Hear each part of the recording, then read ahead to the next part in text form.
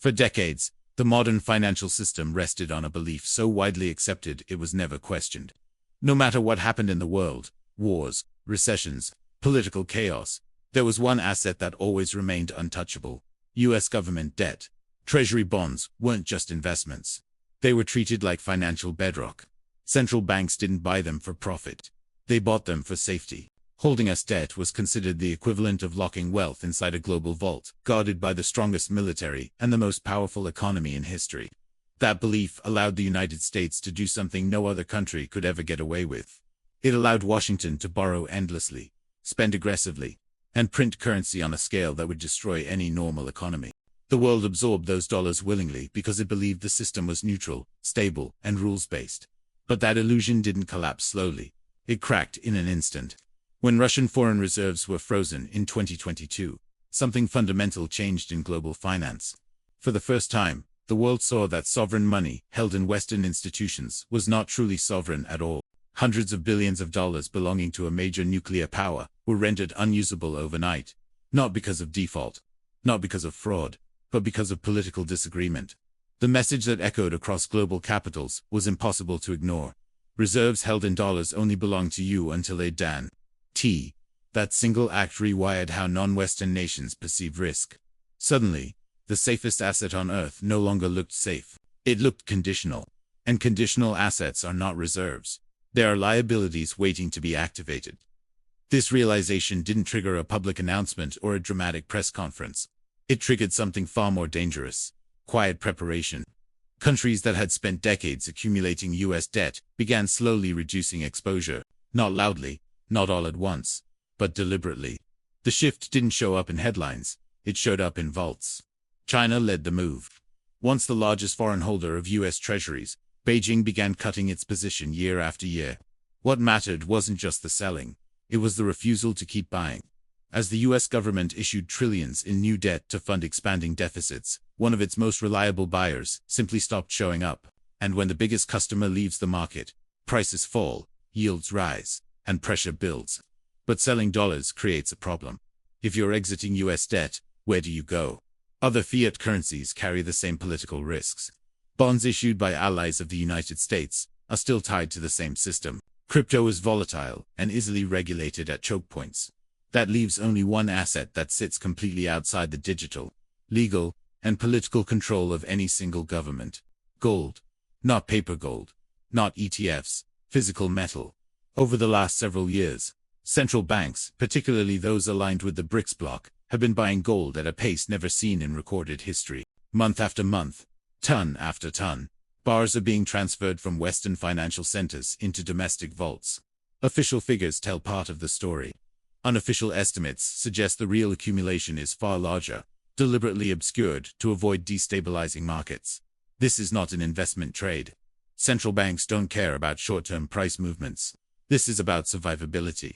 In a world where payment systems can be shut down with a phone call and reserves can be frozen with a legal memo, gold represents something radical: independence. It doesn't rely on permission. It doesn't require infrastructure. It doesn't exist as a digital promise inside someone else's system. Gold cannot be sanctioned. That reality explains why BRICS nations aren't just diversifying. They're redesigning the architecture of global trade. These countries no longer see themselves as junior participants in a Western-led system. Collectively, they control energy, food, labor, manufacturing, and raw materials at a scale the world depends on. For decades, they sold those resources through a dollar-centric pipeline that benefited Washington at every step. Every transaction passed through US banks, US regulations, and US oversight. That system is now being bypassed. Trade between BRICS members is increasingly settled in local currencies or alternative arrangements. Oil no longer universally demands dollars. Agricultural exports no longer require US correspondent banks. Manufacturing supply chains are being rerouted around Western financial infrastructure. Each shift may seem minor in isolation, but together they form a pattern. Demand for dollars is no longer automatic. And that's the real threat. The US dollar's dominance has never depended on goodwill. It has depended on necessity. The moment countries can trade without touching dollars, the spell begins to break. And once that happens, the logic sustaining US debt starts to unravel. Because American borrowing works only as long as the world needs American currency. For years, Excess dollars stayed overseas. They circulated through global trade and sat inside foreign central bank reserves instead of returning home. That allowed the US to export inflation quietly. But if countries no longer need those dollars, if they choose gold, commodities, or alternative settlement systems, those dollars don't disappear, they come back. When trillions of unwanted dollars return to the domestic economy, prices don't rise gradually, they surge. Imports become expensive, interest rates climb, debt servicing costs explode. And the financial privilege that once insulated American consumers turns into a burden that crushes them. The BRICS strategy isn't designed to collapse the dollar overnight. That would harm them as well. Their approach is slower and far more effective. They are building redundancy, parallel systems, gold reserves, energy agreements, settlement networks. Brick by brick, they are creating a world where the dollar is optional. And in finance, optional quickly becomes irrelevant. This is why gold shipments matter more than speeches, why vol transfers matter more than summits, why quiet reserve changes matter more than headlines. Power in the modern world no longer comes from who prints the most currency, it comes from who controls what cannot be printed. And that reality is forcing a reckoning the United States has postponed for decades. The question is no longer whether the dollar's role will change, it's how violently the adjustment will happen when confidence finally breaks. To understand how this shift away from us debt is even possible, you have to stop thinking about money as paper or numbers on a screen and start thinking about it as plumbing. The global financial system isn't magic. It's infrastructure. Pipes, valves, switches, and control rooms. For more than half a century, the United States didn't just participate in that system, it owned the pipes. At the center of those pipes sits a system most people have never heard of. Yet it quietly governs nearly every international transaction on Earth. SWIFT. The Society for Worldwide Interbank Financial Telecommunication. Officially, it's described as a neutral messaging service. It doesn't move money. It just sends instructions. But in practice, it is the nervous system of global finance. When SWIFT speaks, banks listen. When SWIFT is silent, money stops moving. Because nearly all global trade touches the US dollar at some point, and because SWIFT operates within Western legal jurisdictions, Washington gains something unprecedented in history. Visibility and control over the financial behavior of almost every nation on the planet. The US doesn't need to invade or blockade to punish a country. It can simply disconnect it. That power was once theoretical. Then it became operational. When countries like Iran were cut off from SWIFT, their economies didn't just slow, they suffocated. Imports collapsed.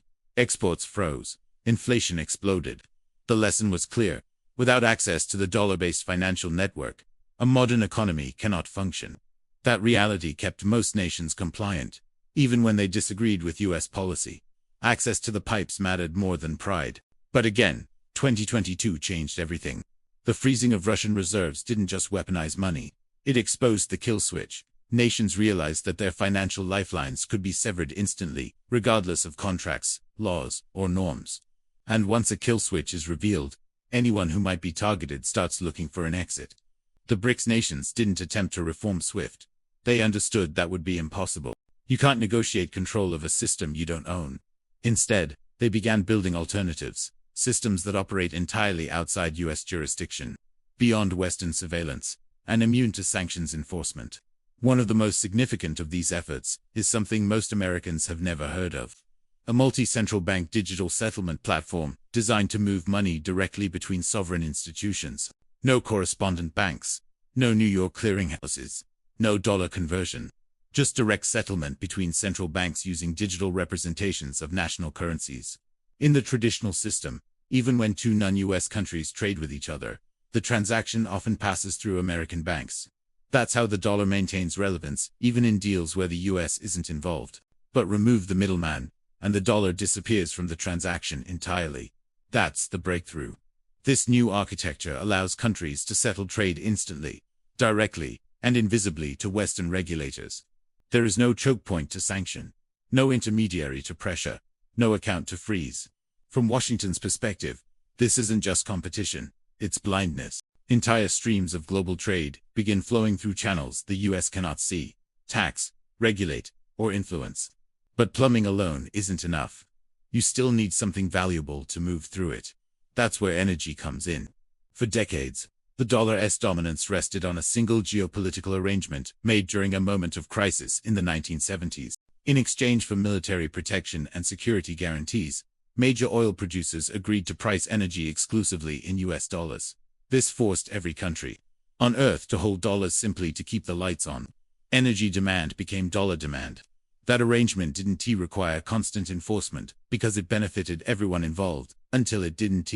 As geopolitical lines hardened and trust eroded, energy producers began questioning why they should accept currency that could be frozen, diluted, or weaponized against them. Being paid in dollars made sense when dollars were neutral. It makes far less sense when dollars come with political strings attached. Once cracks appeared, alternatives emerged quickly. Oil began trading in non-dollar currencies. Natural gas contracts shifted settlement terms. Bilateral agreements replaced global standards. Each deal reduced marginal demand for dollars. Individually, these moves seemed symbolic. Collectively, they represent the slow dismantling of a system that took 50 years to build. But there was a problem. Many of these countries don't trust each other's currencies. They don't want to accumulate massive reserves of foreign fiat that can be inflated away or restricted by capital controls. So they needed a bridge, a neutral store of value that could anchor trade without introducing new vulnerabilities. That bridge is gold. The new energy trade model is simple but powerful. Resources flow one way. Fiat flows briefly in the opposite direction. Then fiat is converted into metal. This allows exporters to accept payment without holding exposure. Currency becomes a temporary instrument, not a reserve. In effect, gold is being remonetized quietly, not by public decree, but by usage. This is why physical possession matters so much. It's not enough to own gold on paper.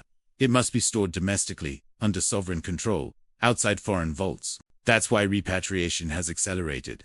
Bars that once sat comfortably in Western financial centers are being shipped home. Trust has collapsed. Control is everything. And once gold becomes the anchor, a new idea becomes possible. A shared settlement unit. Not a traditional currency, not a replacement for national money, but a neutral accounting mechanism backed by tangible assets. A system where value is derived from commodities rather than confidence. Where trade is settled in something that cannot be printed, sanctioned, or erased with a keystroke.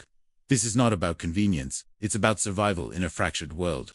The Western financial model is built on debt expansion, leverage, and confidence. The emerging BRICS model is built on production, resources, and collateral.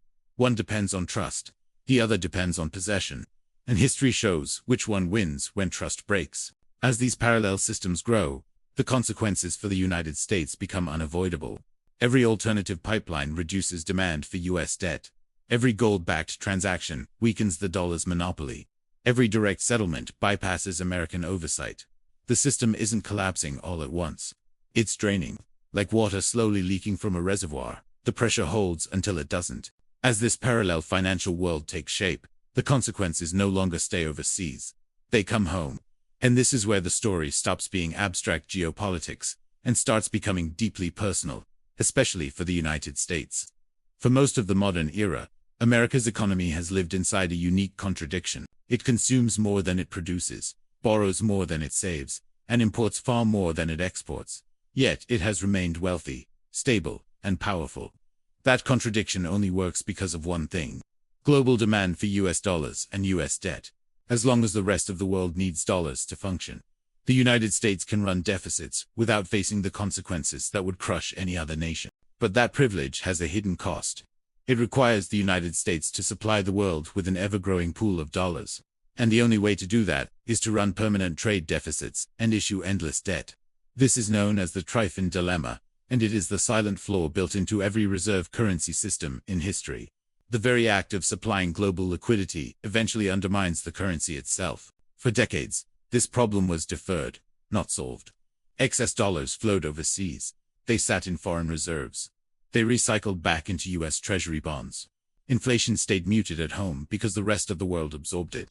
But that arrangement only works as long as foreign nations are willing to hold those dollars. Now imagine what happens when they aren't. As BRICS nations reduce their dependence on US debt and dollar-based trade, those dollars don't vanish. They lose their parking place.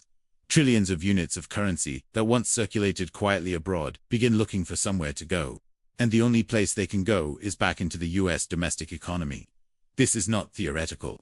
It is mechanical. When too much money chases too few goods, prices explode. Imports become expensive overnight. Supply chains seize up. The cost of living jumps not gradually, but violently. Inflation stops being an inconvenience and becomes a destabilizing force. Wages lag. Savings erode. The middle class gets crushed between rising prices and rising interest rates. And interest rates must rise. If foreign buyers stop absorbing US debt, the Treasury has to offer higher yields to attract capital. But higher yields mean higher interest payments. At current debt levels, even small increases in rates translate into massive increases in servicing costs.